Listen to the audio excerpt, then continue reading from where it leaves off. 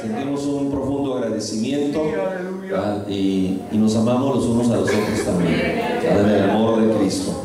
Hermanos, Dios les bendiga por estar aquí.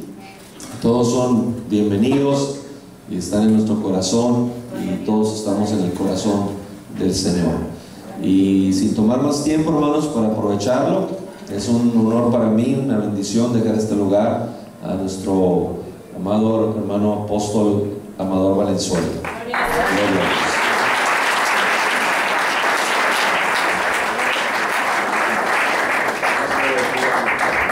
Amén. Pueden sentarse, por favor.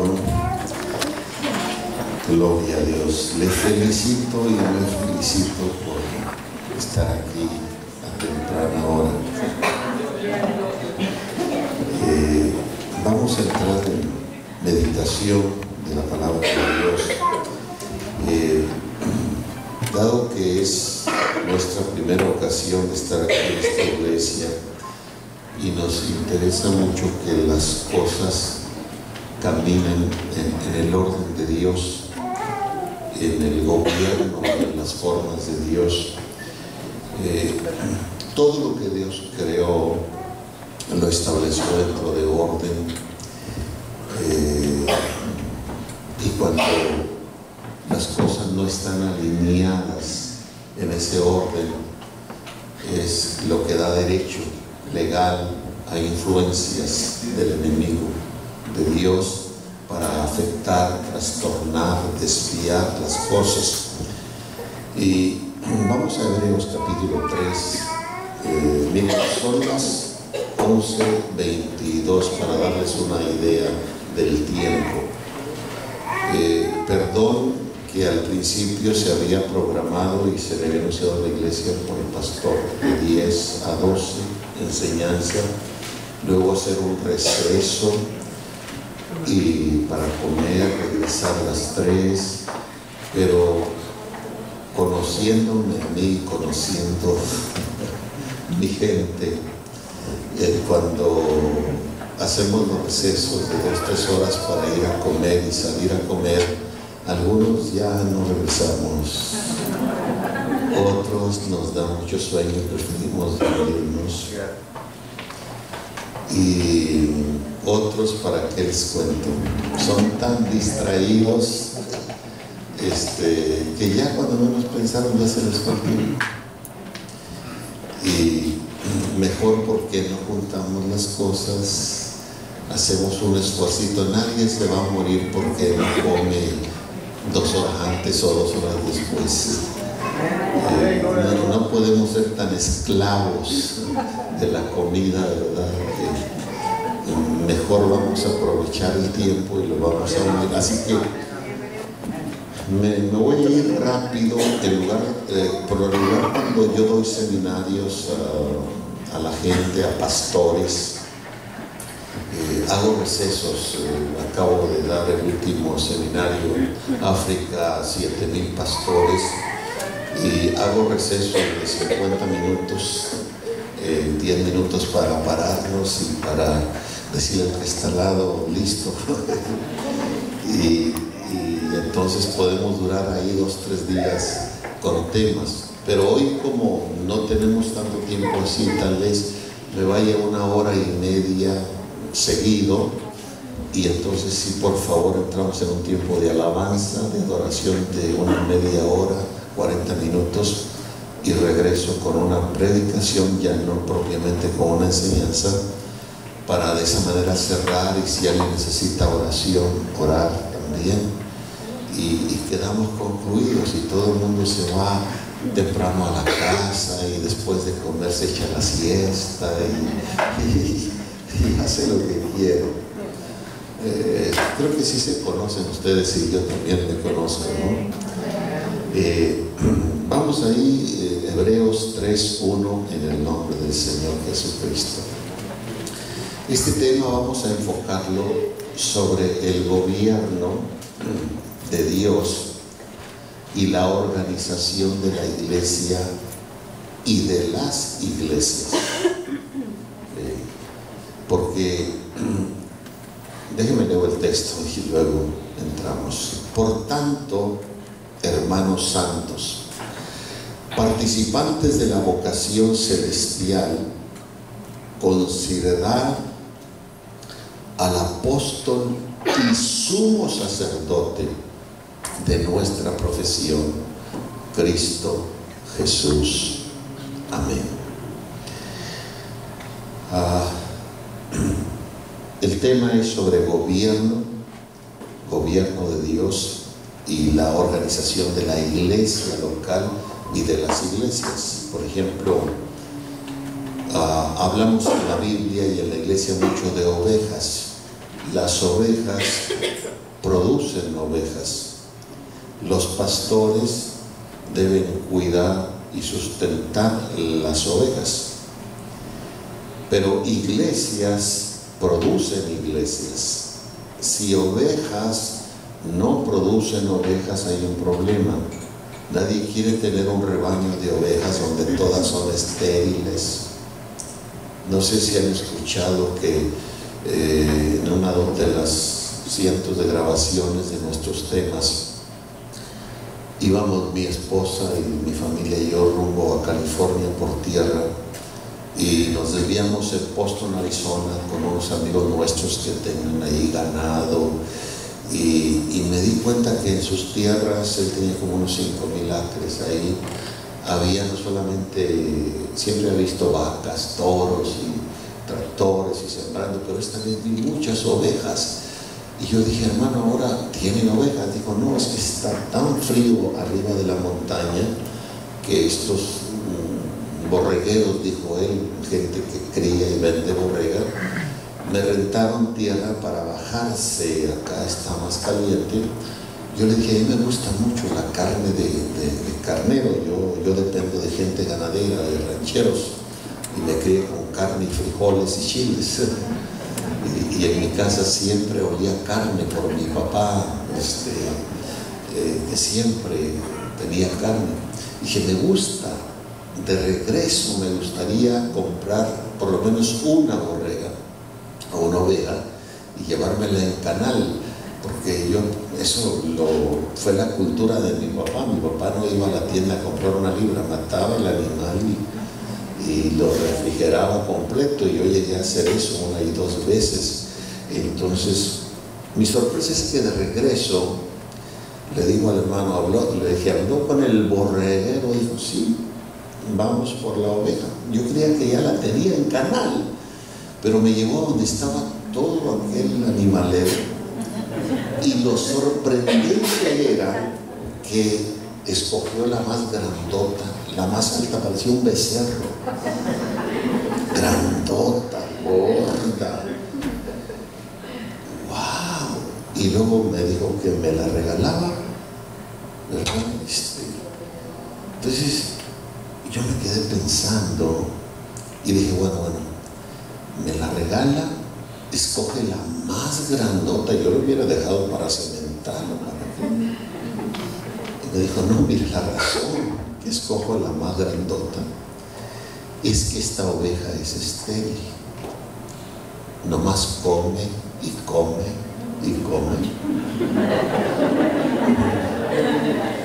y luego crece y crece, y llega un momento en que solo patea, daña a las más pequeñas, aún llega a matar a las recién nacidas. Y cuando se trata de carne, son las primeras que queremos degollar. Y cuando él contaba esto, yo estaba diciendo, Señor Jesucristo, qué tremenda ilustración para nosotros. Hay ovejas en las congregaciones que siempre están exigiendo de los pastores buenos mensajes, buenas enseñanzas, buenas predicaciones. Son muy bíblicos, por cierto, pero son estériles también. No traen almas, no ganan almas, no producen. Quieren saber Biblia solo para darle de bibliazos a otros. Y para satanizar y condenar a otros que no son tan bíblicos como ellos. Ay, Dios mío, el día que aparezca el pastor de las ovejas, yo creo que van a ser los primeros. Porque el pecado está en aquel que sabe hacer lo bueno y no lo hace. Entonces, como ovejas necesitamos reproducirnos y ganar ovejas, traer ovejas, parir ovejas. Y hay una organización a la luz de la Biblia que la iglesia local debe tener, y cómo la iglesia se debe reproducir estableciendo iglesias. Este pasaje habla primero del primer apóstol que aparece en la iglesia, y es en relación al Señor Jesús, el apóstol enviado del Padre, el apóstol por excelencia. Y el texto lo declara: considerad al apóstol y sumo sacerdote de nuestra profesión, Cristo Jesús. Ahora, en Juan 20:21 dice: entonces les dijo otra vez, paz tengáis, como me envió el Padre, así también yo os envío. Entonces, ¿quién viene para fundar su iglesia? El enviado del Padre y primer apóstol y pontífice. La palabra pontífice viene de puente. Apóstol literalmente significa enviado. El enviado del Padre para ser un puente entre el cielo y la tierra. Dios trae la humanidad, o la divinidad, perdón, a la humanidad, con un fin de llevar ahora la humanidad a la divinidad. Baja del cielo con el fin de unir el cielo con la tierra. Y él dice: como el Padre me envió, así ahora yo los envío a ustedes. Se usa el mismo principio. Entonces, el primer apóstol a la iglesia es el mismo Señor Jesús, el apóstol por excelencia, el enviado del Padre por excelencia, con un mensaje del cielo y como un puente entre el cielo y la tierra. Pero luego ese mismo principio lo dicta a los discípulos: así exactamente como el Padre me envió, ahora yo los envío a ustedes, para que este mensaje del cielo y esta unión hacia el cielo se siga expandiendo, se siga dando.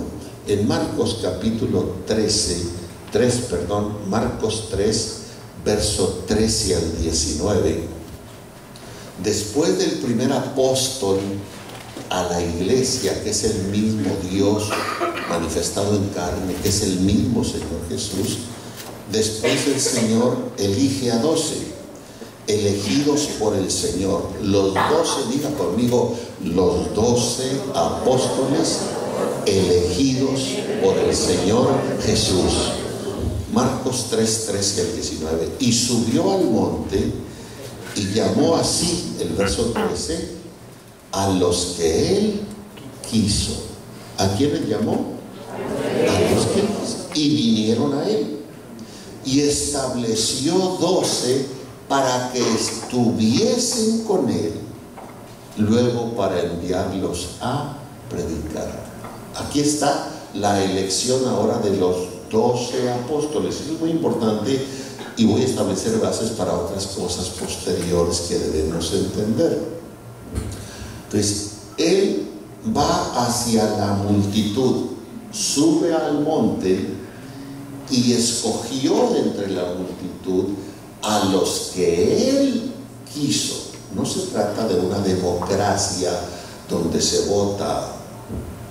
No se trata de un amiguismo, de un compadrazgo, de un sentimiento enfermizo, de una idea preconcebida. Él escogió a los que él quiso y los llama para que estén con él. y después de que estén con Él como verdaderos discípulos, lo conozcan a Él, aprendan de Él, enseguida después enviarlos ahora como apóstoles, como enviados con el mismo mensaje. Estamos hablando hasta este momento del apóstol por excelencia, que es el Señor Jesús, y de los 12 apóstoles que este apóstol por excelencia escoge. En Hechos 1:16, Hechos 1:16 al 17, dice: varones hermanos, convino que se cumpliese la escritura, la cual dijo antes el Espíritu Santo por boca de David acerca de Judas, que fue guía de los que prendieron a Jesús, el cual era contado con nosotros y tenía suerte o parte o herencia en este ministerio. Ahora, noten cómo es que Pedro dice estas palabras. Ya el Señor a este momento ya murió y ya resucitó, ya se apareció por 40 días, ya ascendió al cielo, ya Judas, que era uno de los 12, lo había traicionado, y de los 12 solo están ahora 11 ahí en Jerusalén. En el día, está para llegarse ya el día del Pentecostés.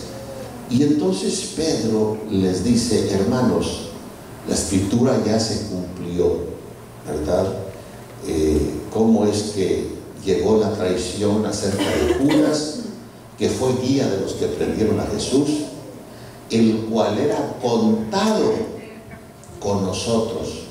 Al decir era contado con nosotros, o sea, nosotros ahora somos 11, pero este hombre, antes de ahorcarse, antes de traicionar, era contado con nosotros, y entonces éramos 12, pero hoy solo somos 11. Y luego dice: y él tenía parte, suerte en este ministerio. Ahora, ¿cuál ministerio? En el ministerio de los 12 apóstoles. Y 12 son 12, 12 no son 13 y 12 no son 11. Y originalmente el Señor escogió ¿a cuántos? A 12. Pero en este momento están ¿cuántos? 11. Y Pedro está diciendo por dirección de Dios que solo están 11, porque uno traicionó, ya no está. Aquel tenía parte en este ministerio y luego era contado con nosotros. Verso 21 de este mismo capítulo: conviene pues que de estos hombres que han estado juntos con nosotros todo el tiempo en que el Señor Jesús entró y salió entre nosotros, o sea, ahora van a escoger el número 12 que ya no está entre ellos. Y note el requisito, los requisitos para ser parte del grupo de los 12 apóstoles. ¿Por qué estoy mencionando esto? Porque más adelante vamos a hablar de otros apóstoles que no son del grupo de los 12. Y cuando uno no entiende estos temas que son fundamentales, uno dice: yo recuerdo hace 40 años, 41, no 42 años, tenía como un año de convertido, que leí en una revista de la organización religiosa donde yo nací, donde decía: hoy no es posible que haya apóstoles ni profetas. Y yo dije: qué curioso, somos apostólicos y no creemos en los apóstoles. Y la razón que él nos daba el artículo era que porque fueron 12 y nada más. Y era una interpretación muy absurda la que se daba, porque confundimos el ministerio de los 12 con otros apóstoles. Y por eso voy para allá. ¿Y por qué esto es sumamente importante? Porque Dios puso en la iglesia primeramente ¿qué? Apóstoles. Y cuando dice la Biblia, edificados sobre el fundamento de apóstoles y profetas, pensamos solo en los 12. Y las iglesias hoy en día no están edificadas sobre el fundamento de apóstoles y profetas. Y más adelante, desde ahorita le pongo inquietudes para que ponga atención en esto. Cuando Efesios 2:20, que todo el mundo lo sabemos, edificados sobre el fundamento de apóstoles y profetas, siendo la principal de Jesucristo mismo, la pregunta es, ¿está hablando ese versículo de que apóstoles y profetas son un fundamento? Sí. Y luego dice, siendo la principal piedra de la mujer Jesucristo, entonces Jesucristo también es un fundamento.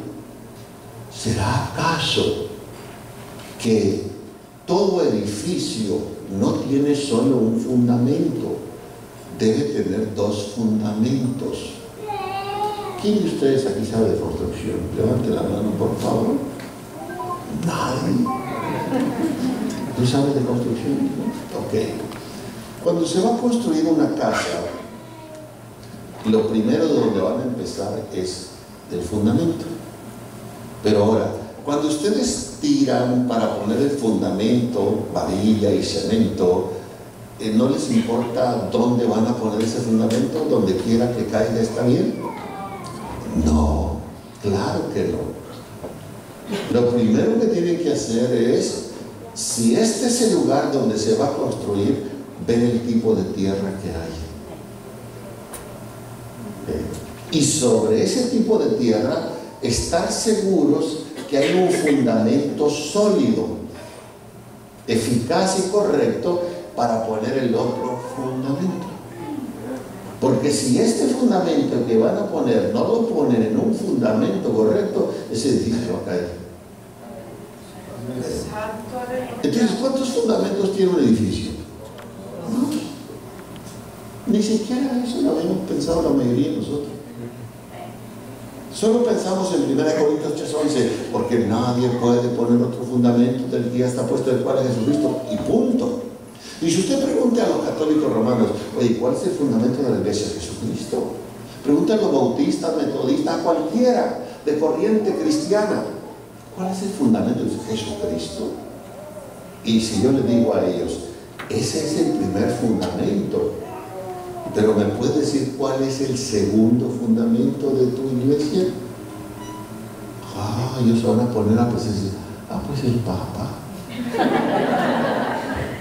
Pues el obispo presidente. Pero eso no enseña la Biblia. El segundo fundamento son apóstoles y profetas. Y ahora, ¿y cuáles apóstoles y cuáles profetas? ¿Los de hace 2000 años? ¿O hay apóstoles y profetas ahora? Y sobre eso la iglesia debe caminar ahora. Y si la iglesia no camina ahora sobre el fundamento número 2 de apóstoles y profetas, entonces la iglesia no tiene un segundo fundamento. Y si no tiene un fundamento, entonces ¿cómo está esa iglesia?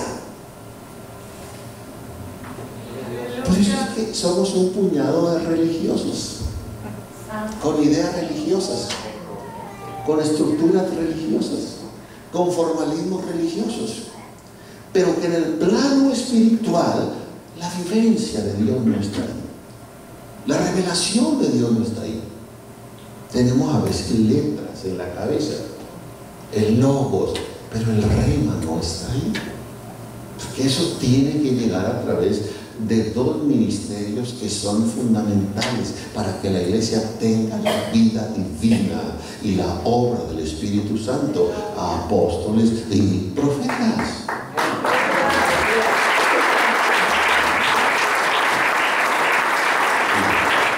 Regreso al punto. Entonces, primero, el apóstol enviado del Padre por excelencia, el Señor Jesús.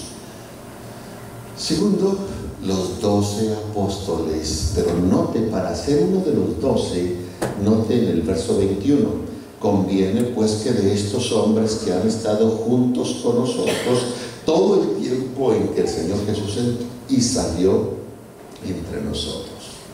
O sea, para ser uno de los 12, habría que haber estado ahí presente desde el momento del bautismo del Señor Jesús haber atestiguado esto. A partir de ese momento, haber entrado y salido a donde quiera que Jesús iba, Él iba. Todo lo que Jesús decía, lo escuchó. Todo lo que Jesús hacía, Él lo miró. ¿Sí? Había de ser un testigo desde el momento del bautismo hasta el momento de su muerte. Todo el tiempo que el Señor Jesús entró y salió entre nosotros para ser parte de los 12, porque estos son testigos especiales de Jesús, de sus palabras, de su ministerio. Verso 26, y les echaron suertes y cayó la suerte sobre Matías y fue contado con los 11 apóstoles. Los 11 y Matías, ¿cuántos son?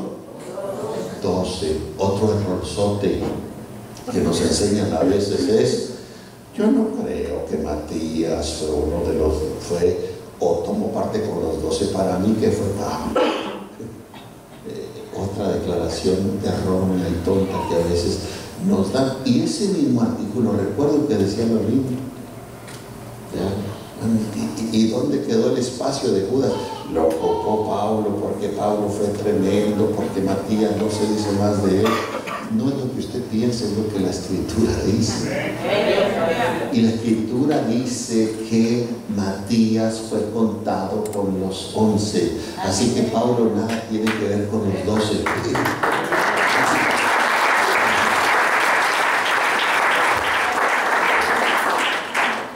Ahora, si todavía ese pasaje no le basta, vaya al capítulo 2 de los Hechos, verso 14.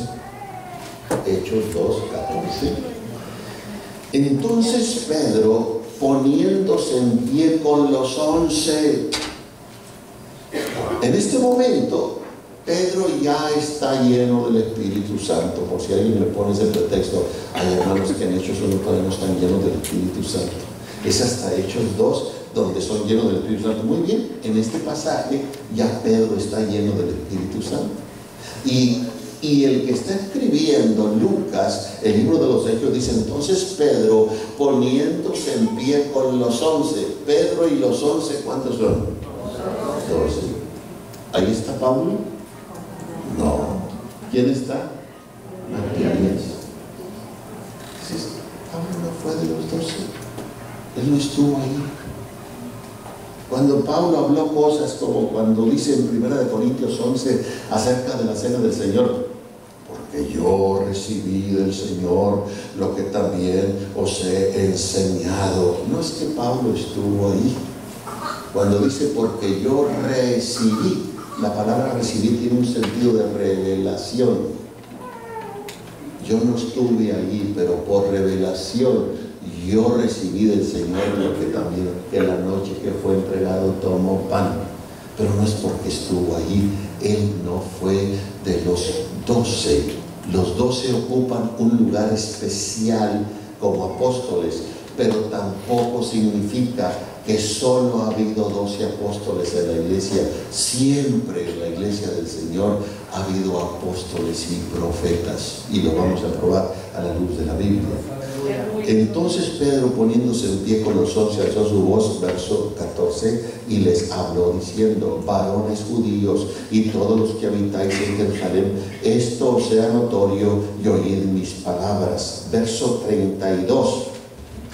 A este Jesús resucitó Dios, de los cuales todos nosotros somos testigos. Noten, ¿qué se necesita para ser un testigo? Si alguien de ustedes es llamado a una corte para ser testigo y el juez dice: ¿qué hace usted aquí, señor? Vengo para ser testigo del caso. Y el juez le dice: entonces usted vio el choque. Y usted dice: no lo vi. Me dijeron del choque, pero no lo vi. Va para afuera. ¿Por qué? Para ser testigo tuvo que haber ¿qué? Visto. No solo oído. Yo soy testigo de qué. ¿Qué has visto para ser testigo? No, es que me dijeron, no, entonces ya eres testigo de un chisme, ¿no? Pero lo de un caso. Entonces los 12 son testigos. ¿Por qué? Porque estuvieron ahí con el Señor Jesús desde su bautismo, vieron cuando fue bautizado, vieron todo eso.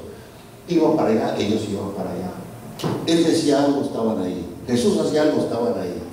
3 años y medio. Para calificar, para ser uno de los 12, se necesitaba eso. Después de esto, y los 12 fueron otra vez cumplidos, y había 12, ya no se requería más porque el grupo era solo ¿de qué? De 12. Bueno, nadie después de esto puede decir que es un apóstol del grupo de los 12. Pero esto no significa que no pueda ser un apóstol que no pertenece al grupo de los 12, pero es un apóstol. ¿Pablo fue del grupo de los 12? ¿Y fue un apóstol? ¿Bernabé fue del grupo de los 12? ¿Y fue un apóstol? ¿Silas fue del grupo de los 12? ¿Y fue un apóstol? Hay unos 22 apóstoles en la Biblia que no fueron del grupo de los 12. Si nada más con Pablo que pensemos en Hechos 10:39. Es importante que les quede esto bien claro, porque es muy penoso. A mí me da compasión cuando veo a muchos de mis hermanos en el mundo entero. ¿Tú qué eres? Soy apóstol. ¿Tú eres un apóstol? No. ¿Qué eres? Pues ingrato.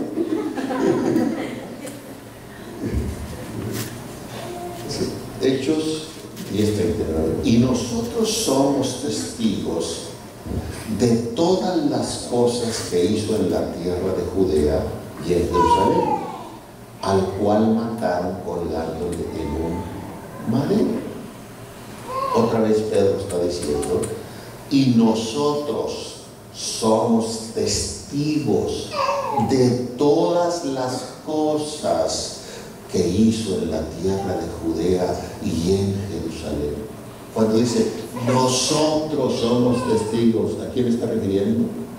Al grupo de qué? De los 12. Entonces, para ser un apóstol del grupo de los 12, se es un apóstol porque tenía primero que ser un testigo que vio y que oyó lo que el Señor hizo. Que no es lo mismo decirle al mundo o a la gente, ¿saben que yo pienso esto y aquello? O yo me imagino esto y aquello. O yo creo esto y aquello. O me dijeron esto y aquello. Todo eso pudiera tener cierta validez. Pero tal vez todo eso pueda ser argumentado y pueda hasta derribarnos los argumentos. Pero cuando usted dice, yo he visto esto, yo soy testigo de esto, yo quiero saber de algún argumento que derribe eso. No hay. El más grande argumento que una persona puede tener a favor es su experiencia de haber visto las cosas. Por eso es que en las cortes buscan, ¿qué cosa? Testigos, porque lo vio y lo oyó de primera mano, no se lo dijeron. Y aquí tenemos a los 12, 13:31 de Hechos 13:31, dice, y él fue visto por muchos días de los que habían subido juntamente con él de Galilea a Jerusalén, los cuales hasta ahora son sus testigos al pueblo. Una pregunta, ¿quién está diciendo estas palabras de Hechos 13:31? ¿Quién las está diciendo? Lea ahí el contexto. ¿Quién las está diciendo? Estas palabras de dónde están saliendo. Están saliendo de Pablo. Vea el contexto del pasaje. ¿De quién están saliendo? De Pablo. Le ayudo.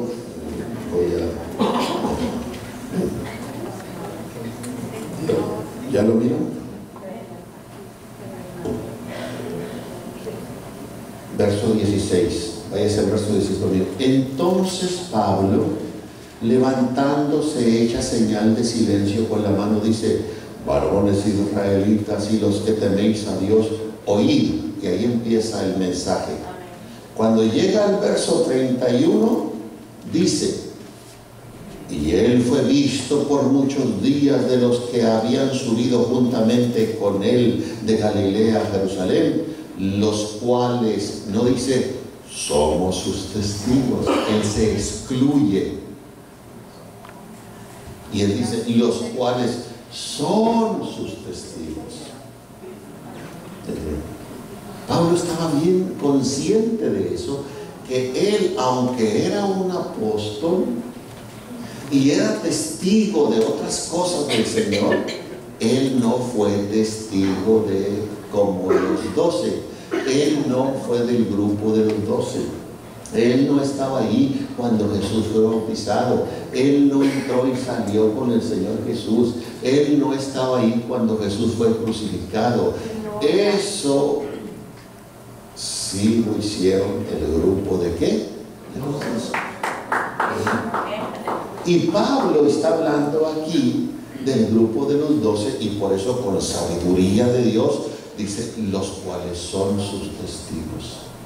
Él nos incluye porque no pertenece a ese grupo de testigos que lo vieron desde su bautismo hasta su crucifixión. Y él se excluye, aunque él es un gran apóstol y sin duda trabajó más que cualquiera de los 12.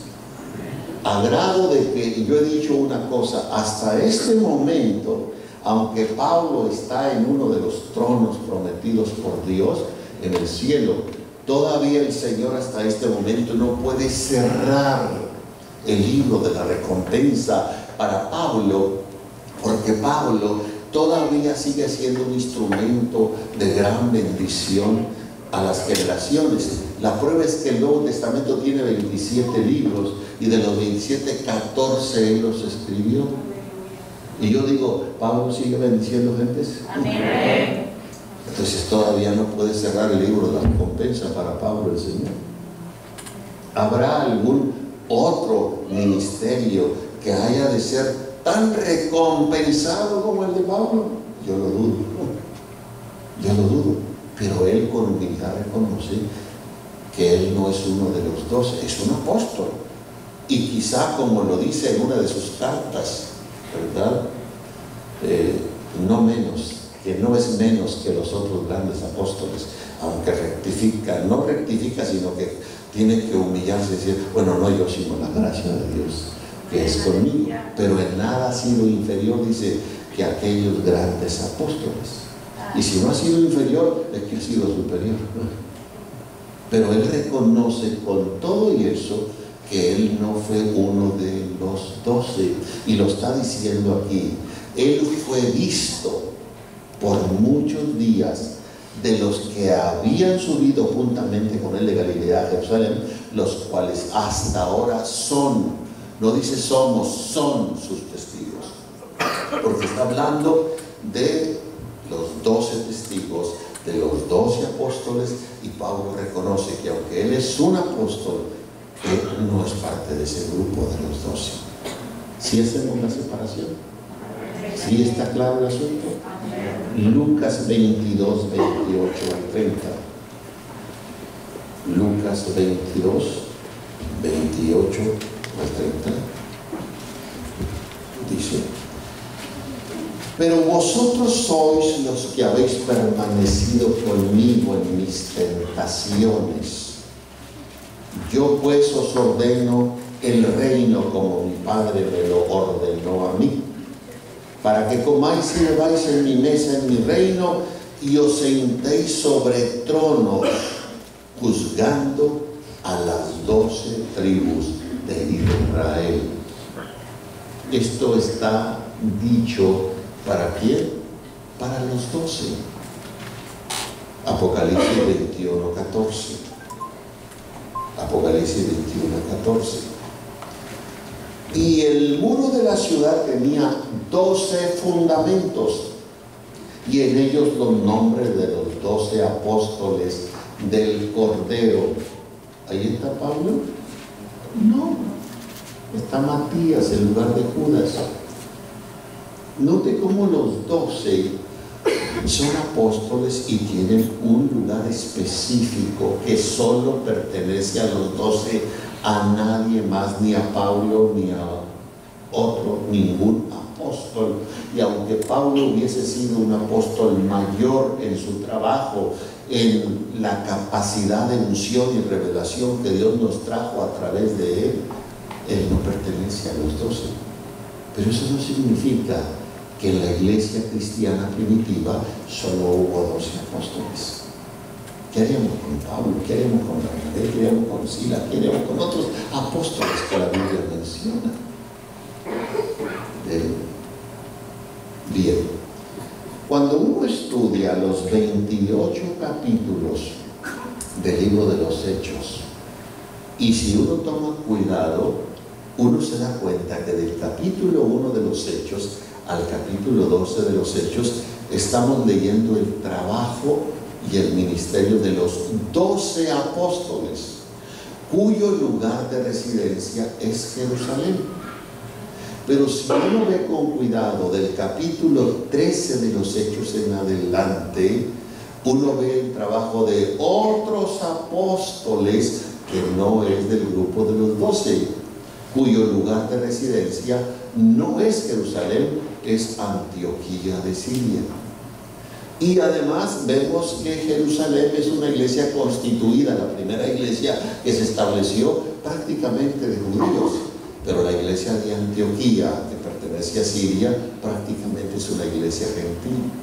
En esta iglesia de Antioquía de Siria están apóstoles como Pablo, como Bernabé, como Silas. En esta iglesia de Jerusalén está el grupo de los 12. Hechos 1 al 12 es el trabajo de los 12 que viven en Jerusalén. Hechos 13 al 28 es el trabajo de otros apóstoles que viven en Antioquía.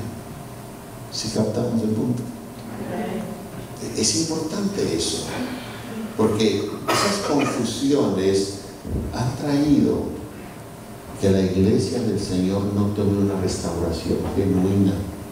Y yo creo estar hablando delante de siervos y siervas que algunos de ustedes tengan llamamientos apostólicos, proféticos, y que Dios les va a seguir levantando con una visión que cada día se va a desempolvar más y la va a ir activando, que esto no los vaya a obstaculizar y tengan un claro entendimiento de las cosas.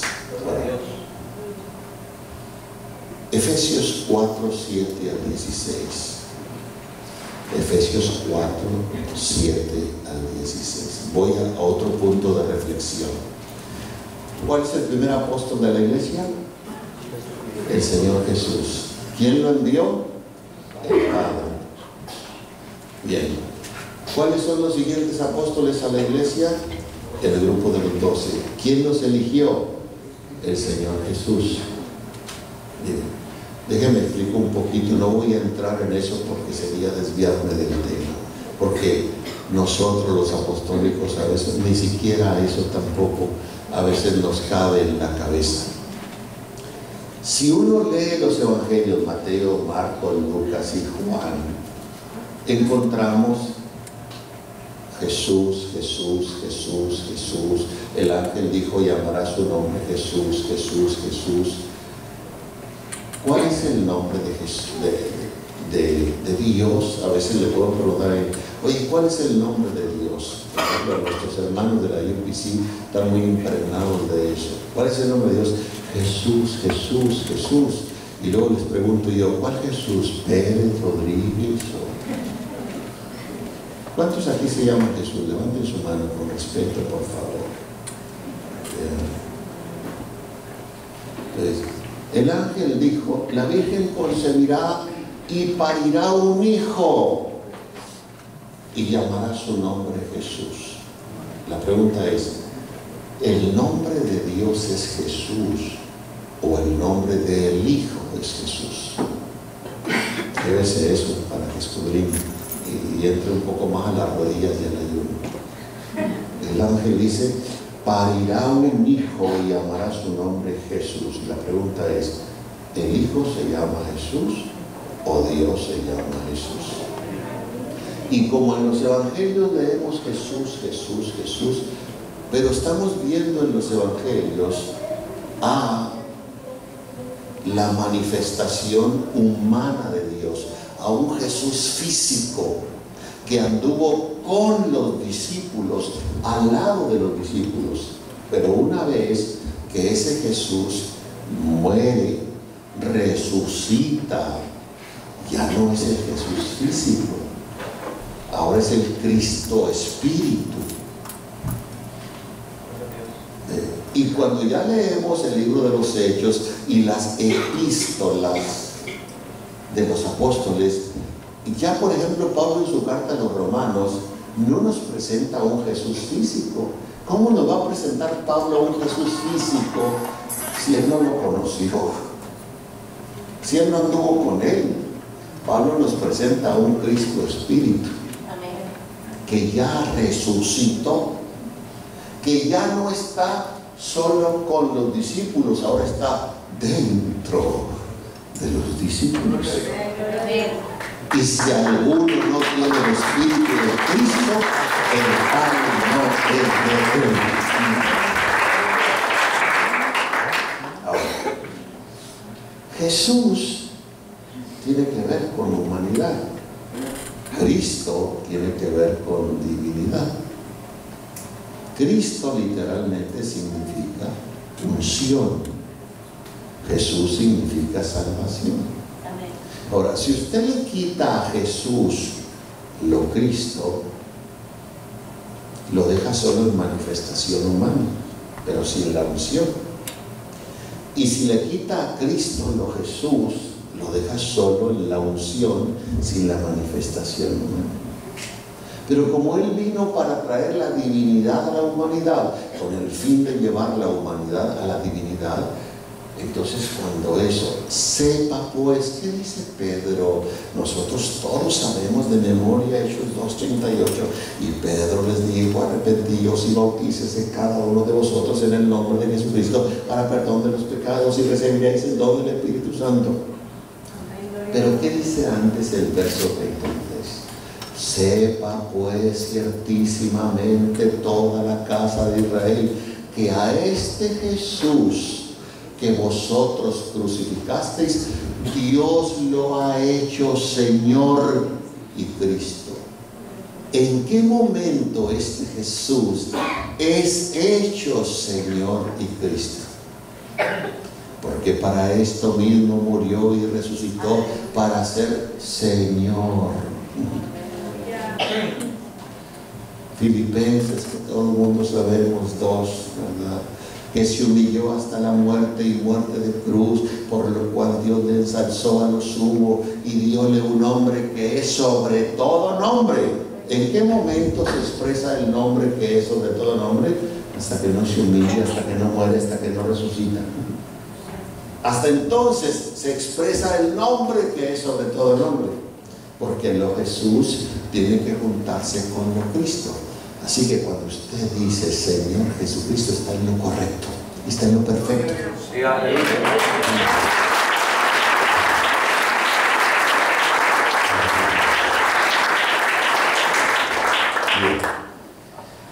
Pero no podemos negar las manifestaciones de Dios.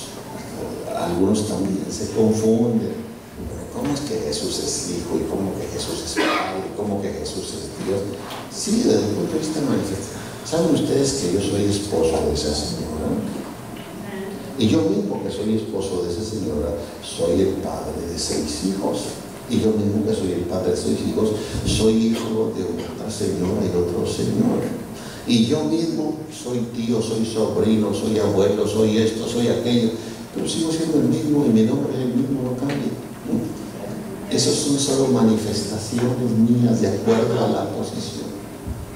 Entonces, no estamos cayendo en un triteísmo cuando decimos Jesús es el primer apóstol de la iglesia, el enviado del Padre.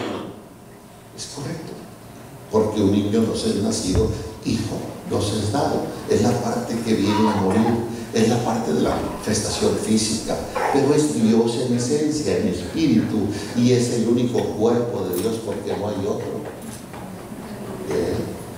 Bien, pero él, ahora el Hijo, el enviado del Padre, escoge a 12, y los 12 son escogidos ¿por quién? Por el Hijo. Pero ahora note por favor en Hechos 4, 7 al 16. Pero a cada uno de nosotros es dada la gracia conforme a la medida del don de Cristo, por lo cual dice, subiendo a lo alto, llevó cautiva la cautividad y dio dones a los hombres. Perdí el pasaje aquí. Y voy al verso 8. Por lo cual dice, subiendo a lo alto, diga conmigo, subiendo a lo alto. Llevó cautiva la cautividad y dio dones a los hombres.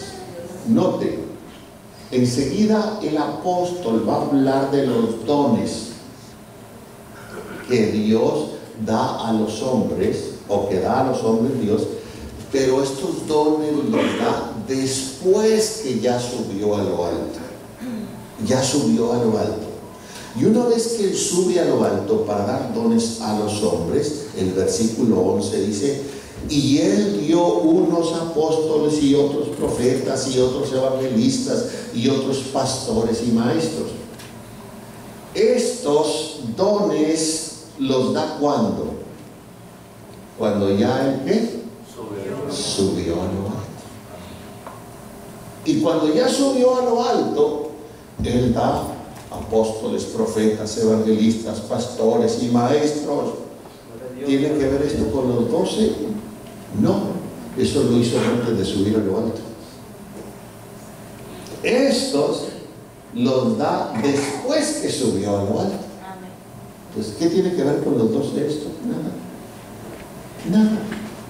Y por otro lado, está escribiéndole a la iglesia de Éfeso, una iglesia que pertenece a Asia Menor, que hoy es Turquía, una iglesia gentil, que lo más probable es que ni conocieron a los 12, que el padre espiritual que llegó y fundó esa iglesia es Pablo. Y Pablo le dice, después que el Señor subió a lo alto, da dones a los hombres, apóstoles, profetas, evangelistas, pastores y maestros. Entonces, estos 5 ministerios son los ministerios de gobierno, es la mano de Dios operando, que Él pone en la iglesia después que subió a lo alto. Así que los apóstoles y profetas que se están citando aquí no tienen que ver con los que fueron antes. Esto es la mano de Dios. Apóstoles, profetas, evangelistas, pastores y maestros. Y por alguna razón Dios diseñó la mano como está. Cada una representa uno de estos ministerios. Este representa al apóstol. A ver, mueve este dedito, a ver si va a ver qué importante es. Este dedo le llaman el dedo pulgar, ¿no? El pulgar. Ahora, el profeta, cuando uno señala algo, ¿cuál dedo usa? ¿Este?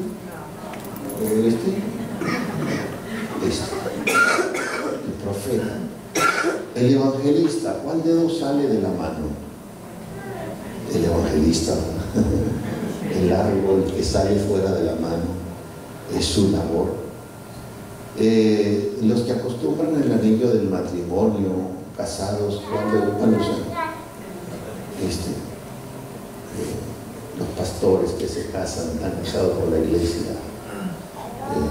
El maestro, cuando usted tiene comezón en el oído, le hace así. Gracias. Ahora, ¿cuál de los dedos puede tocar con facilidad los demás dedos de los 5?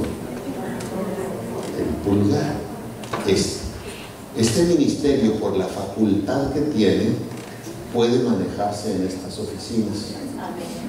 Puede ser la función de un maestro, puede ser la función de un pastor. Yo estoy haciendo la función de un maestro ahora. Soy un pastor, por la gracia de Dios. Yo puedo hacer, he estado en campañas evangelísticas, etc. He dado muchas profecías que Dios me daban así a los dirigentes. Pero ahora, aprieten la mano sin usar este dedo, aprieten la mano todo lo que puedan apretar con sus dedos para que vean la diferencia, llévenlo a la práctica.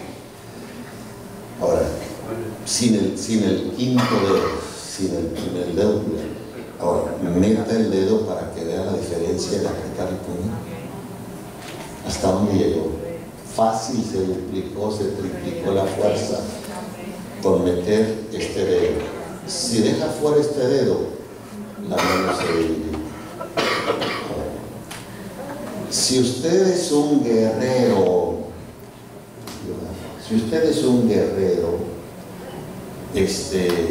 y le cortan el pulgar, agarre la espada, podrá ser un guerrero eficaz sin este dedo. Si le cortan el mismo dedo en los pies de ambos lados y estos dedos de aquí, lo más probable es que usted se va a caer muchas veces. Es el dedo grueso, el gordo, lo que le llamamos del pie, lo que le da el equilibrio del cuerpo. Si se lo cortan, cuidado, hay que agarrar un bastón o unas muletas o caminar a gatas porque se va a caer. Hay un caso en la Biblia de a reyes que se les cortaron los pulgares de los pies y de las manos. No significaba ningún peligro. No se puede correr sin los dedos gordos del pie, no se puede correr. Puede caminar difícilmente, se va a caer. Si quiere pelear, no puede sin este dedo. No puede empuñar, es fácil víctima. ¿A dónde quiero llegar con esto? Quítenle los pulgares a la iglesia. Quítenle a la iglesia los ministerios apostólicos y proféticos. Déjenla así. Es una iglesia coja. Es una iglesia manca. Es una iglesia que no camina ordenadamente, correctamente. Es una iglesia sin fuerza. Por eso Satanás ha hecho ese trabajo. Ahora, cuando decimos, pero es que cuando la Biblia habla de estos 5 ministerios, apóstoles, profetas, evangelistas, pastores, maestros, yo creo en el maestro. Y otros dicen, bueno, yo creo también en el pastor. Otro dice, yo creo también en el evangelista. ¿Y qué va a hacer con nosotros dos? ¿Vas a cortar eso de la Biblia? ¿Qué vamos a hacer con estos otros dos ministerios que son tan importantes en la iglesia? Quizá no hay tiempo ahora, pero para ver qué cualidades tiene un apóstol, qué funciones ejerce, los tipos de apóstoles, profetas, qué cualidades, qué funciones ejerce, qué diferencia hay entre un apóstol y un profeta, qué cualidades tiene cada uno de estos ministerios, es muy importante. Pero si en lugar de tomar esto, somos un puñado de religiosos con un gobierno de democracia. Bueno, yo opino y propongo, ¿cuántos están de acuerdo? Bueno, esta no es una democracia, esta es una teocracia. cerramos demasiado, porque en eso de los votitos cada quien pone a alguien de su simpatía, ¿no? Pero cuando Dios elige, cuando Dios designa lo que de arriba viene sobre todo.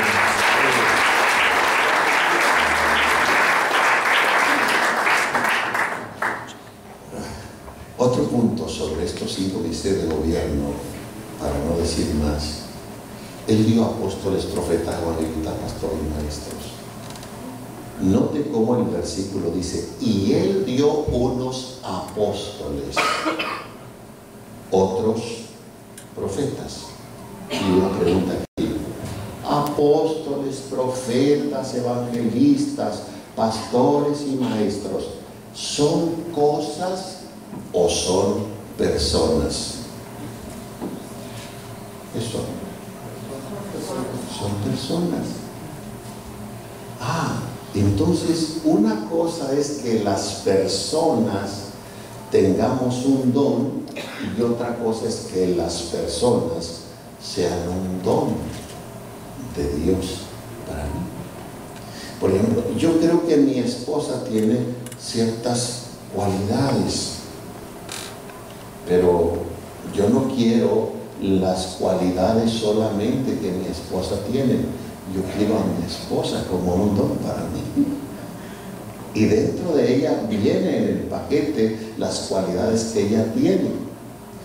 Bien, cuando dice, por ejemplo, 1 Corintios 12, cuando habla de los dones espirituales, dice que cada uno tiene, es distinto. El verso 7 de 1 Corintios 12, empero a cada uno le es dada manifestación del Espíritu para provecho. Yo puedo decir, yo tengo el don de sabiduría, tengo el don de ciencia, tengo el don de lenguas, tengo el don de interpretación. Excelente, es correcto. Pero otra cosa es que usted o yo seamos el don.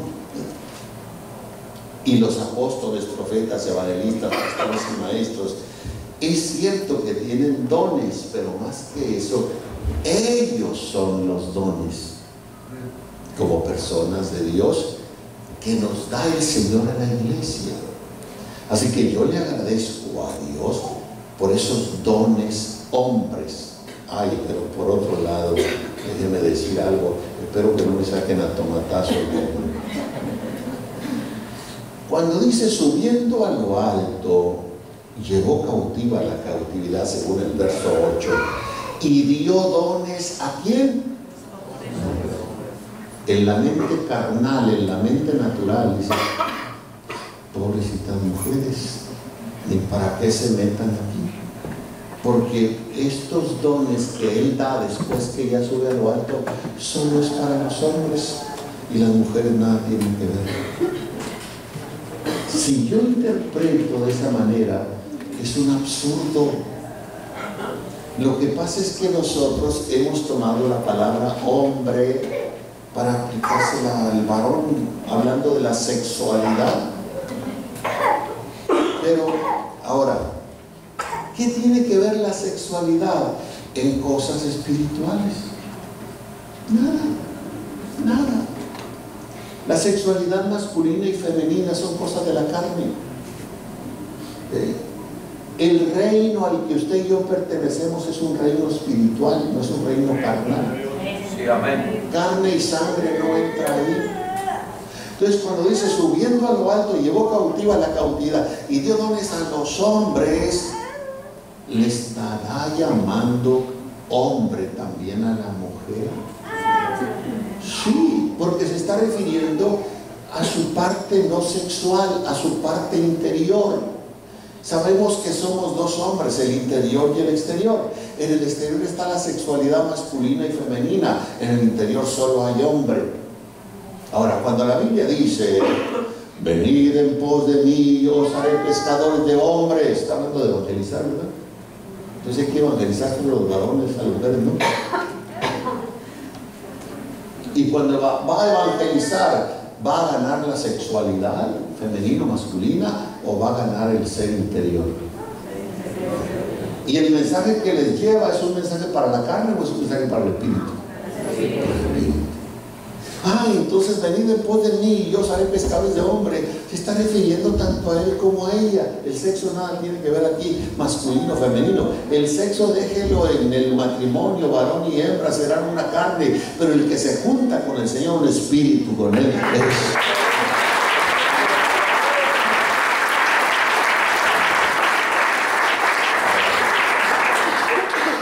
Escrito está, Mateo 4:4, no solo de pan vivirá el hombre, más de toda palabra que sale de la boca de Dios. ¿Ese texto se refiere solo a los varones o también a las mujeres? También mujeres. Escrito está, no solo de pan vivirá el hombre. Lo mismo es con él que con ella, porque le está llamando hombre no a su sexualidad, sino a su ser interior, que es hombre. Cuando Dios dijo, hagamos al hombre, ¿está pensando nomás en el varón? No, está incluida ella. La sexualidad es el velo exterior que no tiene que ver. Y cuando dice este pasaje, por ejemplo, déjenme mencionar otro texto. Pablo dice a los romanos, el pecado entró al mundo por un hombre. ¿Verdad que sí dice el texto? Sí. Y yo le pregunto, ¿por quién entró? ¿Por Adán o por Eva? Por Eva. Entonces la Biblia le está llamando a Eva como hombre. Y luego, para colmos, si hacemos esa interpretación absurda, si el texto dice el pecado entró al mundo por un hombre y por el pecado la muerte, y la muerte así pasó a todos los hombres. El pecado entró por Eva y los que nos vamos a morir somos los hombres. Qué absurdo sería esa forma de interpretar. No hay tal cosa. La Biblia le está llamando hombre tanto a él como a ella.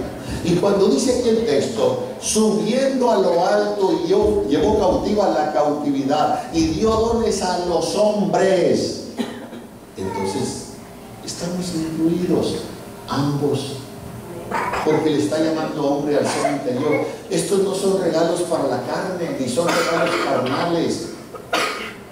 Estos son regalos espirituales y son para el espíritu.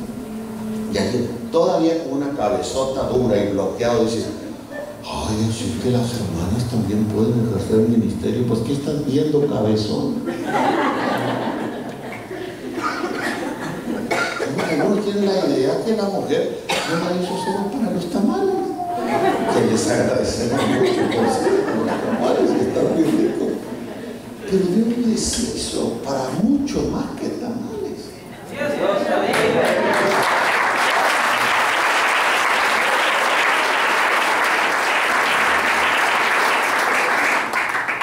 Dijo un hermano después de que se le explicó un poquito más de esto, dijo, reconozco entonces que las mujeres también tienen dones, pero tengo miedo que nos quiten a muchos hombres del púlpito, porque lo harán mejor que nosotros. Y otros cabezaduras dicen, bueno, estoy de acuerdo que las mujeres también tienen dones, pero que no agarren el púlpito. Y luego les digo, ¿y qué tal si les quito el púlpito? Entonces sí pueden. Y digo, ¿sabes tú dónde nacieron los púlpitos? En los primeros 3 siglos la iglesia no tenía púlpitos, andaban en cuevas, andaban perseguidos. Los púlpitos aparecieron hasta el siglo IV, cuando ya se metió en todos los templos paganos de Roma, es cuando surgieron. Ahora, ¿tú crees que este pedazo de madera está más santificado que tu esposa? ¿Está esto lavado con la sangre de Jesucristo? ¿Esto qué nos está besando?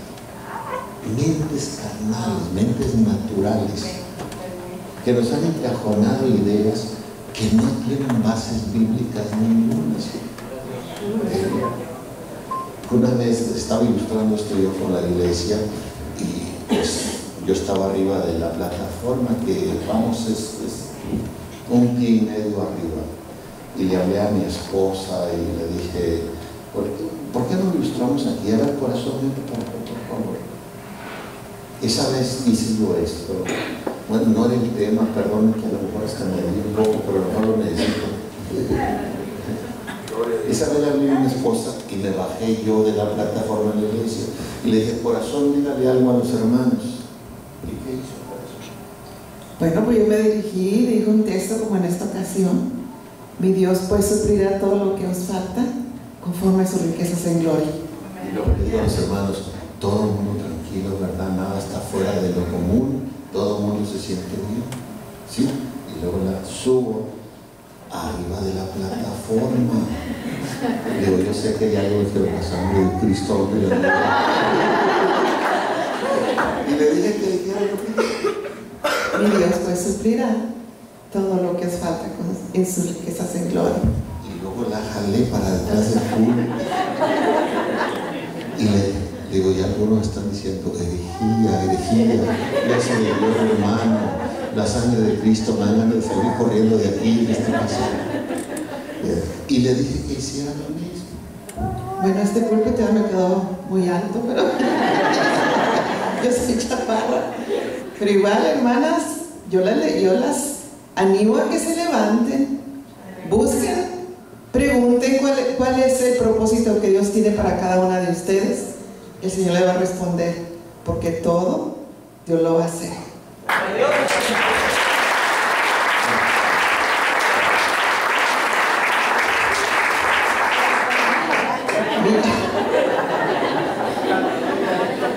Esto está pegajoso. No, igual solo quiero tomar un momentito. En una ciudad también pasó lo mismo, hermanos, y a mí me dieron el lugar, me pusieron un púlpito de esos para cantar, que ponen aquí. Entonces dije, este es el púlpito de la mujer, porque quedaba arriba. Este es el púlpito de la mujer. Entonces pues ya el que me lo arrimó pues corrió y me quitó el púlpito, ese que ponen así para cantar, para apoyarlas. Entonces el púlpito era de fibra de vidrio, de estos hermanos. Digo, ¿qué será más santo? Esta fibra de vidrio que lo uso, tal vez unos borrachos hicieron esto, unos borrachos formaron esto, o yo. Pues ahí estaba el pastor que no cree nada de esto, estaba el pastor y su esposa, y se quedaron muy serios. Entonces pues ya el hermano me dijo que subiera. Pues bueno, yo muy obediente porque soy obediente. Entonces subí y me puse atrás, no me puse a un lado. Dije, pues voy a aprovechar, ¿no? Yo no sé, hermano, a lo mejor usted no tiene este problema, no vaya a pasar que ya no nos quiera ver después de esto. Yo me puse atrás del púlpito, pues hablé lo que yo tenía que hablar. Yo llamé a 2 hermanas más, pero estas hermanas más como que no quisieron formar ningún problema, aparte del que yo ya había formado por haberme puesto atrás. Estas hermanas solo pasaron y se pusieron aquí, en un ladito. Ellas no se pusieron atrás. Entonces, pues eso pasó que estos pastores ya nos cerraron las puertas a raíz de eso. Y hago mención de esto porque no puedo yo creer que a veces hay hombres que se dicen predicadores, que se dicen pastores, y viven una vida incorrecta, a veces hasta adúlteros, y vienen, se paran acá, pero porque tienen de pastores, exponen la palabra de Dios, pero eso está bien porque es hombre, porque el hombre pues está vestido en carne como un hombre, ¿verdad? Y yo pues soy en mi interior, pero estoy vestida en un cuerpo más femenino. Y a mí no me cabía eso, ¿verdad? Digo, ¿cómo el hombre puede defender tanto esta madera? El hombre puede defender tanto esto, fibra de vidrio, lo que sea, y como más santo que yo, que el espíritu, o cualquier mujer, no simplemente yo. Digo que el Señor está alabado que el Señor está dentro de esa mujer. Entonces, esa no me cabía a mí. Total que estos pastores nos cerraron las puertas porque yo tuve de pararme atrás. Y espero, hermano, perdóneme si usted no entiende esto. No vaya a allá atrás, ¿verdad? Dice la ilustración.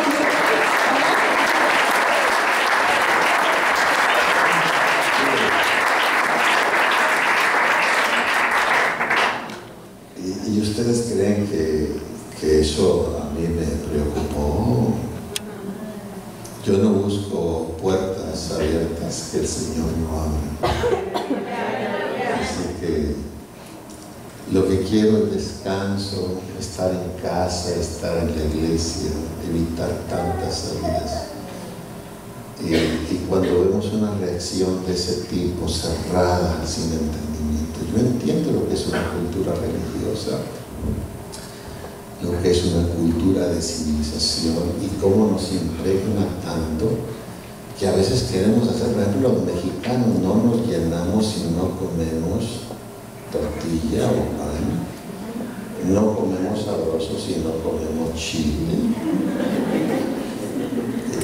Y otros dicen, hijo, esos mexicanos están tan atrasados y son tan sufridos que hasta para comer sufren. Que quisiéramos hacer una doctrina del chile y la tortilla.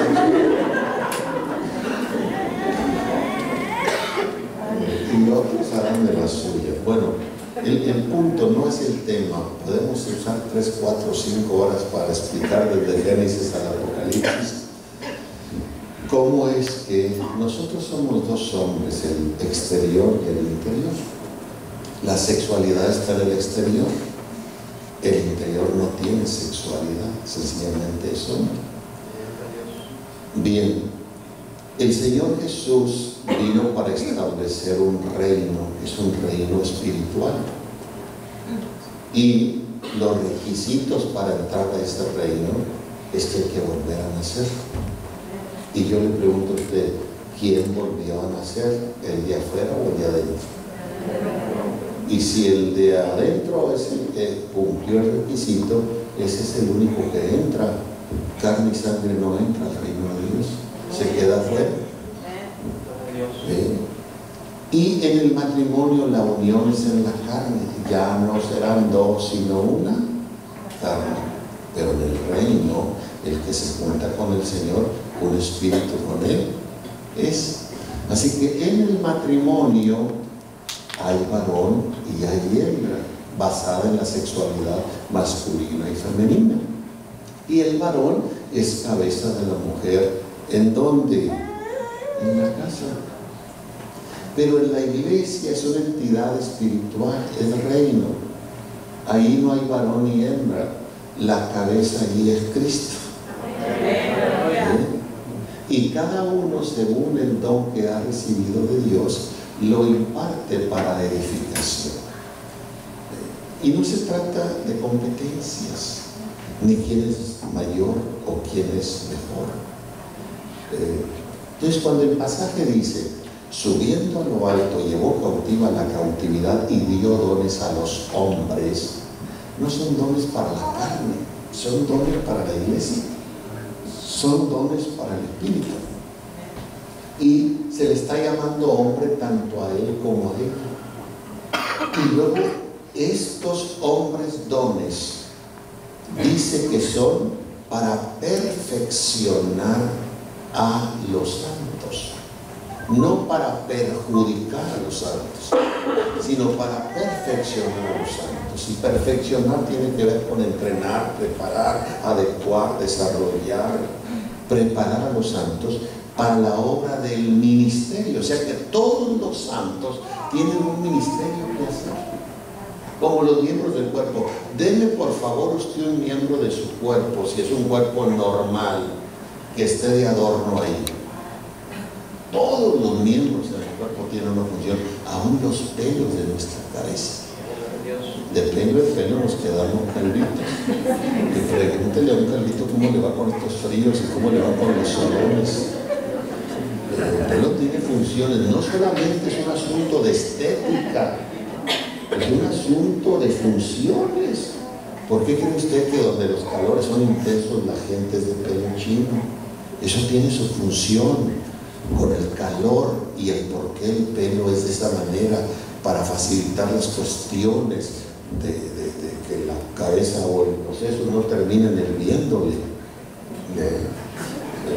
Los que saben un poco de mecánica, en los motores regularmente hay dos sistemas de enfriamiento: el enfriamiento por agua y el enfriamiento por aleta. Por ejemplo, las motos, usted las ve que tienen como muchas rayitas, los radiadores como muchas rayitas. Todo lo que sirve es eso para enfriamiento. Pues estos son esas antenitas, por lo menos para eso sirve, para enfriarnos la cabeza. Si no, vea usted a los peloncitos, tienen que tener una toalla y estarse secando. Gracias a que no tenemos ese problema. Entonces, si los cabellos que se nos caen todos los días y que no los tomamos en cuenta, no recuerdo en cada peinada, no recuerdo la cantidad de cabellos calculados que llegan a caerse. Cuando ya no nos salen es cuando vamos perdiendo el pelo. Si los cabellos tienen una razón, un porqué, una función, puede estimar una uña, esta uña. Si no tiene una función, arránquese la uña.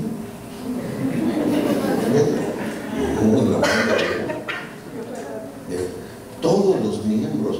En la iglesia igual, no somos un puñado de sirve para nada, no somos un puñado de inútiles. Cada uno tiene una función, tiene un ministerio que hacer.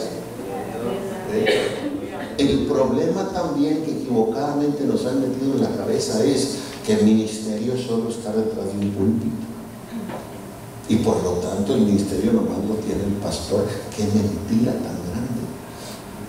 ¿Cómo, para empezar, cómo puede ser pastor un pastor que no tiene ovejas? Y enseguida, ¿para qué está ahí como pastor? Pues para perfeccionar a los santos, para entrenar a los santos, para desarrollarlos, para adecuarlos. ¿Y para qué los santos van a ser desarrollados, entrenados, adecuados, preparados? Pues para la obra del ministerio. Entonces todos los santos tienen algún ministerio y hay que hacerlo. Toda actividad y todo acto que nosotros realizamos en bien de alguien, o en favor de una alma, o en bienestar del cuerpo, es un ministerio. Inclusive se dice que etimológicamente ministerio puede venir de una palabra manus traere, de traer algo en las manos, de ser personas no de manos vacías. Entonces, para perfeccionar a los santos, para la obra del ministerio, hasta, diga conmigo, hasta. Esa es la primera palabra que está en todas las Biblias, en el verso 13.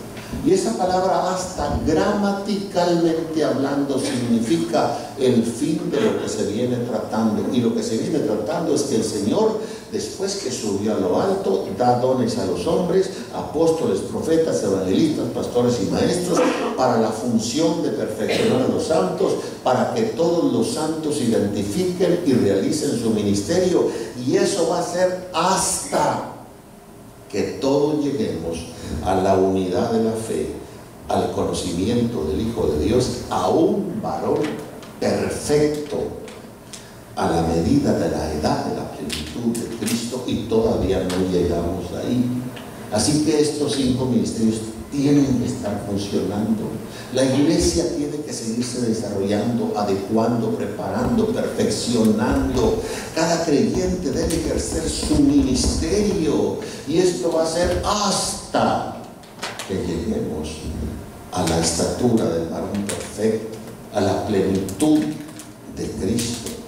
Si no sucede eso, solo vamos a ser un puñado de niños. Que no seamos niños inconstantes. Casi todas las iglesias locales son un puñado de niños.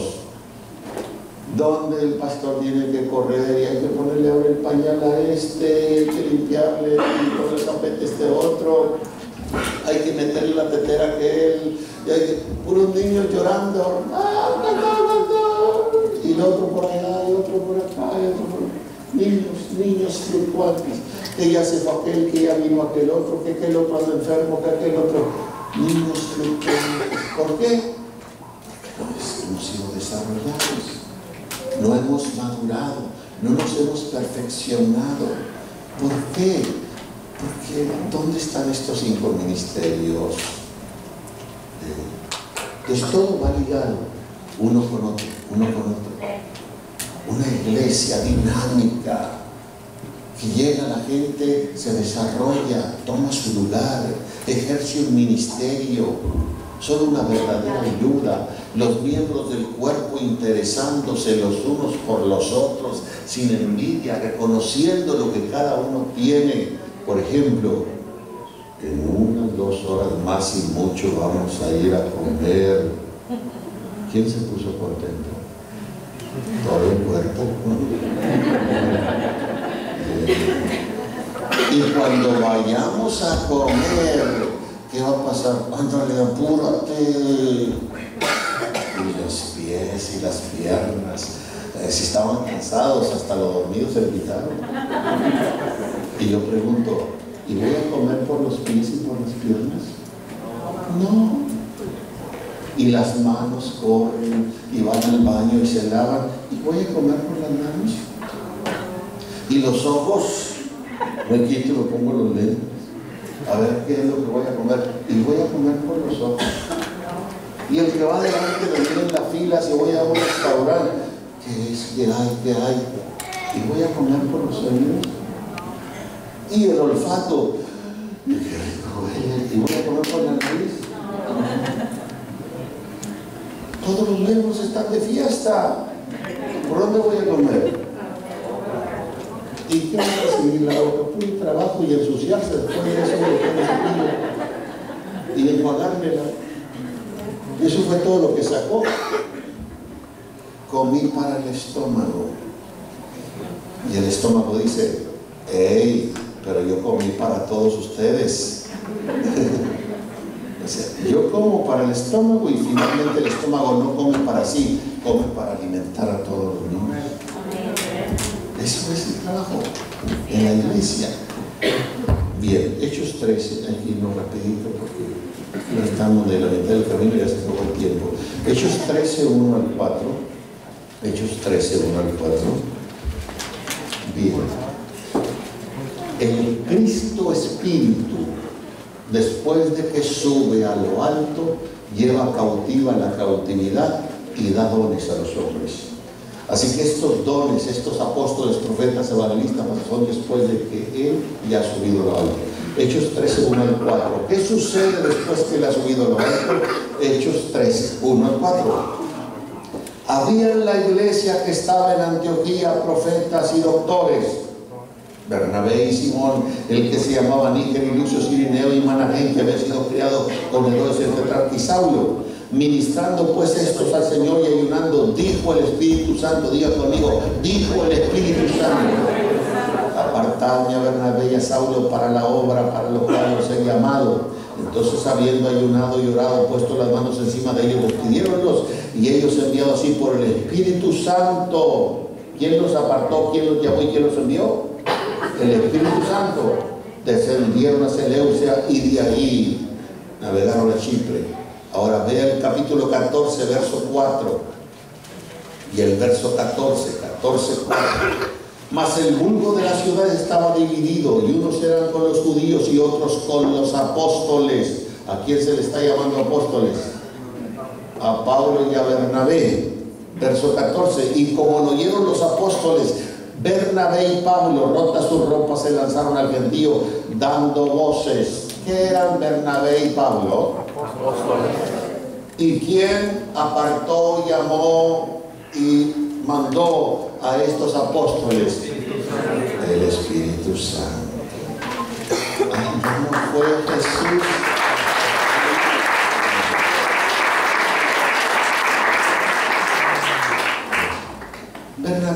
no son del grupo de los 12. El grupo de los 12, el que los apartó y los instruyó y los envió, fue el Señor Jesús, el Hijo. Y el Señor Jesús, el Hijo, lo apartó, lo eligió, lo envió el Padre. Pero en el caso de los otros apóstoles, después que Él sube a lo alto, el que lo hace es ¿quién? El Espíritu Santo. Me oye. El Espíritu de verdad, al cual el mundo no puede ver ni le conoce, mas vosotros le conocéis porque está con vosotros y será en vosotros. Recibiréis el Espíritu que vendrá sobre vosotros. Ahora la función es del Espíritu Santo. El Espíritu Santo, después de que Él sube a lo alto, sigue seleccionando, comisionando, llamando a apóstoles, a profetas, a evangelistas, a pastores y a maestros. Pero ¿qué hemos hecho los hombres? Los hemos nombrado nosotros a través de votos, a través de democracias. Los hemos formado, mandado en forma humana, racional, basado en intereses, basado en tantas cosas, y nos hemos alejado. Romanos 16, 7. Romanos 16, 7. Mire este pasaje con mucho cuidado, por favor. Romanos 16, 7. Saludad a Andrónico y a Junia, mis parientes y mis compañeros en la cautividad, los que son insignes o distinguidos. Entre los que son distinguidos entre los apóstoles, los cuales también fueron antes de mí en Cristo.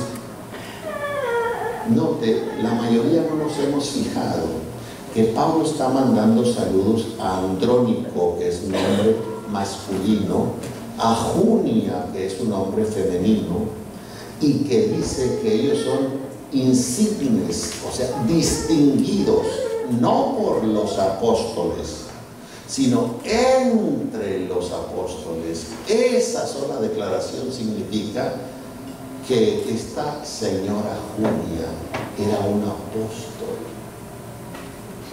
Si lo lee con cuidado, gramaticalmente, saludad a Andrónico y a Junia, mis parientes y mis compañeros en la cautividad, los cuales son distinguidos o insignes entre, no por, entre los apóstoles. O sea, está contándolos como apóstoles a él y a ella.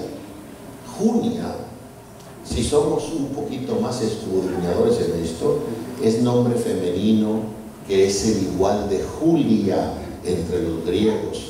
Y hay un manuscrito del siglo II que es de Juan Crisóstomo, y este manuscrito dice, del siglo II, grande es la devoción de esta mujer, o sea de Junia, que ella debería ser contada como digna de ser denominada apóstol. Entonces, una mujer puede también tener un llamado de apóstol, y si puede tener un llamado de apóstol, un llamado de evangelización, de evangelismo, de profeta, de pastor, de maestro. O dice, ay, no, la sangre de Cristo, yo acepto que una mujer sea maestra. Bueno, si aceptas que es maestra, ¿qué vas a hacer con los otros 4? No puede ser lo otro. Esas cosas han detenido demasiado el trabajo de la obra de Dios. Miren, yo no siempre he creído esto. Yo nací espiritualmente en una organización apostólica donde esto estaba vedado, pero una madrugada orando, que el Señor empezó a hablar de esto, yo casi me enojo con el Señor y le empecé a contradecir cosas. Pero pues, ¿qué le voy a ayudar? Cada pregunta mía venía con respuestas del Señor. Digo, Señor, esto está tremendo, es que no es nuestra cultura, no es nuestra costumbre, pues no lo sé, pero yo estoy levantando un gran ejército de mujeres en este tiempo para consumar mi obra. Y luego me cita un pasaje entre muchos Salmo 68. Salmo 68. Dice la Escritura en el verso 11. El Señor daba palabra. Salmo 68. El Señor daba palabra de las, así dice en mi Biblia, de las, no de los, de las en sentido femenino, artículo determinado y en género femenino, de las evangelizantes había grande ejército. Esta es una profecía, todo el Salmo 61 es una profecía. Y en esa profecía habla de las evangelizantes y habla de un grande ejército, una compañía, una muchedumbre, como una unidad militar, una gran masa de personas en sentido femenino, de las evangelizantes. Y otra vez vuelvo con esos pastores cerrados que dicen, bueno, yo acepto que las hermanas evangelicen, y la verdad que son las más evangelizadoras. Sí, aquí yo les pido que se pongan de pie a las mujeres y después a los hombres. De hecho, ahora no y son las que más. Y algunos dicen, yo acepto que la mujer tiene ministerio, que trabaje, y ahora dicen, ay, pero que no me profane el público. ¿Qué mentalidad es esa? Primera de Corintios 4, 6 al 9. Primera de Corintios 4, 6 al 9. Esto, empero, hermanos, he pasado, por ejemplo, en mí y en Apolos. Pablo está diciendo, en mí y en Apolos, por amor de vosotros, para que nosotros aprendáis a no saber más de lo que está escrito. Ahora me voy a extender solo por razón de tiempo, porque a lo que pienso Dios nos ha mostrado a nosotros los apóstoles. ¿A quién acaba de mencionar Pablo aparte de él? Apolos. ¿Y qué le está llamando Pablo aquí a Apolos? Apóstol. Ay, entonces nos estamos dando cuenta que no solamente hubo 12 apóstoles. Pablo fue un apóstol, Bernabé fue un apóstol, Apolos fue un apóstol, Andrónico fue un apóstol, Junia fue un apóstol. Ahora, 1 de Corintios 15, 5 al 7. 1 de Corintios 15, 5 al 7. Y que apareció a Cefas y después a los 12. Ya ahí está Cefas o Pedro y después a los 12, ya están ahí los 12. Después de aparecer a los 12, apareció a más de 500 hermanos juntos, de los cuales muchos viven aún y otros son muertos. Después apareció a Jacobo y después a todos los apóstoles, que nada tienen que ver con los 12. ¿Cuántos eran? Solo Dios sabe. Filipenses 2:25. Filipenses 2:25. Mas tuve por cosa necesaria enviaros a Epafrodito. Diga conmigo, Epafrodito.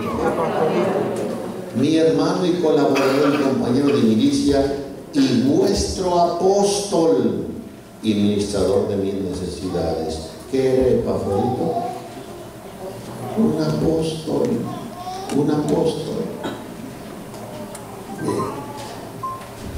Y así pudiera llevarlo por otros pasajes. Vaya por favor rápido, Apocalipsis 2:2. Apocalipsis 2:2.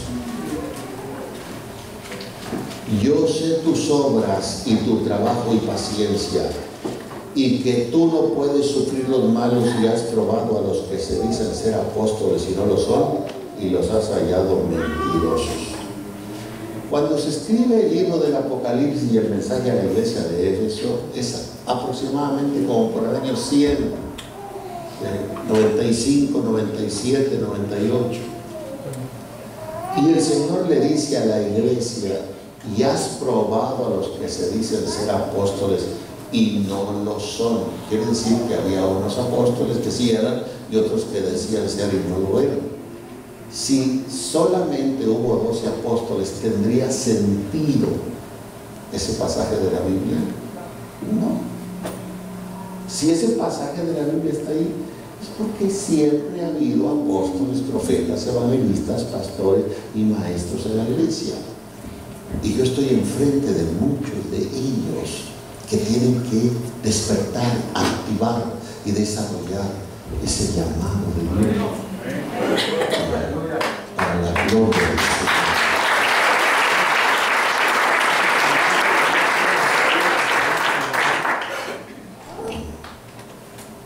Ahora voy a Lucas y voy a cerrar ahora con esto por razón de tiempo. Lucas 6, 46 al 49. ¿Por qué me llamáis Señor, Señor, y no hacéis lo que digo? Todo aquel que viene a mí y oye mis palabras y las hace, os enseñaré a quién es semejante. Semejante es al hombre que edifica una casa, el cual cavó. ¿Qué se hace cuando se va a construir una casa, hermano? Cavar, escarbar. ¿Qué tanto? Depende de qué tamaño va a ser la casa y de qué tamaño va a ser el edificio. Ustedes han pasado por un lugar donde se va a construir un edificio de 15, 20 pisos y uno dice: bueno, si van a hacer un edificio para arriba, ¿por qué están metidos ahí abajo? Parecen ratones. Hacen unos hoyones inmensos. No, es que tienen que poner un fundamentón tremendo y hasta descubrir la roca misma acá abajo. Entonces, el que va a construir una casa cava y ahonda y pone el fundamento ¿sobre dónde? Sobre la roca. Entonces, ¿qué es la roca? Un fundamento. ¿Y qué pone sobre el fundamento de la roca? El otro fundamento. ¿Cuántos fundamentos hay? Dos. Uno que es el que ya está ahí, pero que hay que descubrirlo y hay que acondicionarlo, y el otro es el que vamos a poner sobre el cual vamos a construir. Y luego dice: y cuando vino una avenida y el río dio con ímpetu en aquella casa, mas no lo pudo menear porque estaba fundada sobre ¿qué? ¿Cuál fundamento está poniendo primero? La piedra, la roca. ¿Cuál fundamento es primero en la iglesia? Jesucristo. Y luego, ¿cuál es otro fundamento? Verso 49. Mas el que oyó y no hizo semejantes al hombre que edificó su casa sobre tierra, sin fundamento. Este pasaje es demasiado claro para ver entonces que una edificación tiene dos fundamentos. Y la iglesia tiene dos fundamentos. El primer fundamento es Jesucristo. Nadie puede poner otro fundamento del que ya está puesto, el cual es Jesucristo. Pero luego, cuando dice edificado sobre el fundamento de apóstoles y profetas, pone a los apóstoles y profetas como otro fundamento que debe estar, porque el Señor puso, según 1 Corintios 12, 28, y Él puso primeramente, y aún nos dio Dios en la iglesia, primeramente apóstoles, luego profetas. ¿Qué es primero en la iglesia después del fundamento? Apóstoles, luego profetas. Entonces, si quitamos eso, estamos sin fundamento. Y aunque gritemos que tenemos a Jesucristo, es correcto, pero Jesucristo no estará de acuerdo con nosotros si no nos alineamos con lo que Él ha dictado. Enseguida tiene que haber apóstoles y profetas. Hay que despertar esos ministerios en esta iglesia local, en el nombre del Señor.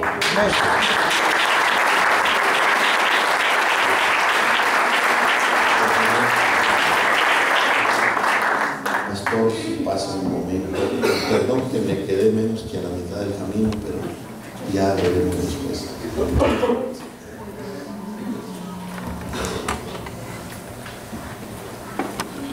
Paz de Cristo, hermanos. Qué importante era que estuviera toda la iglesia. Por eso se ha hecho mucho énfasis desde días atrás. Y hermana, ya le pedí perdón a Dios. Gloria a Dios.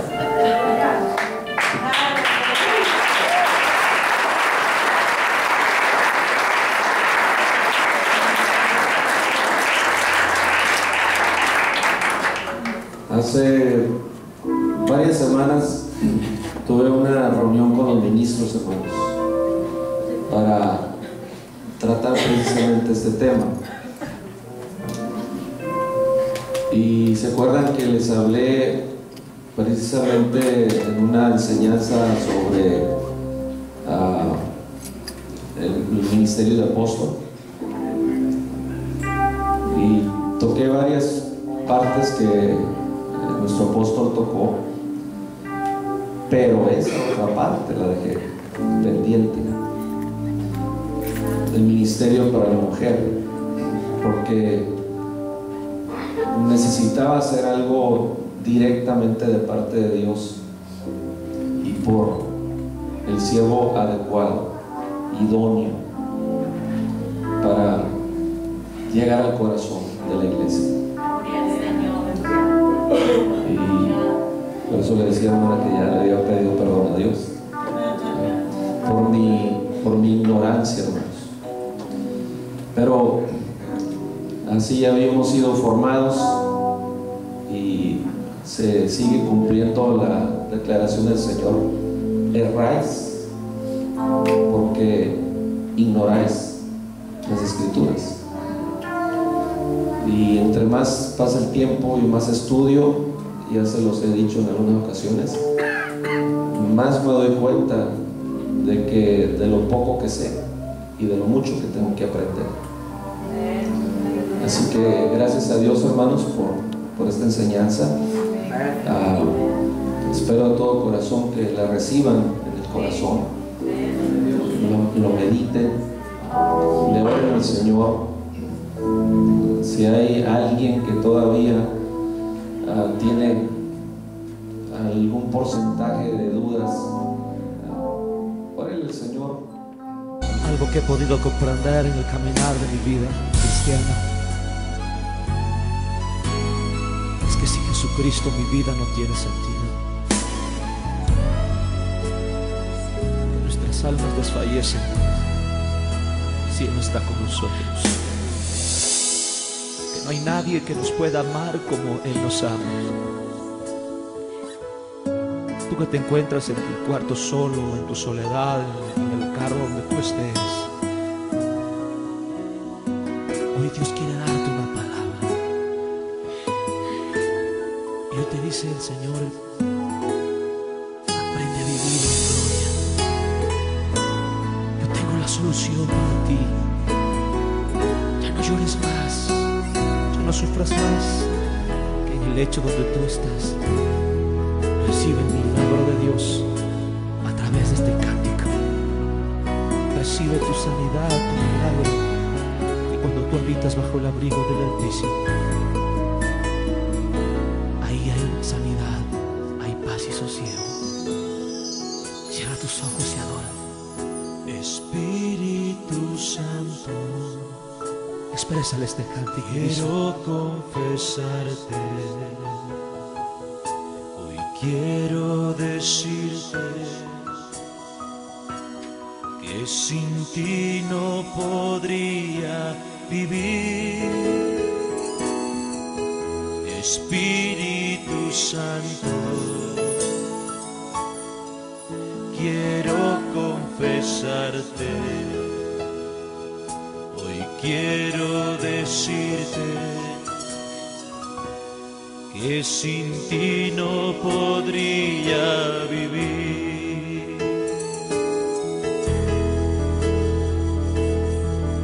Espíritu Santo, confesarte, hoy quiero decirte que sin ti no podría vivir.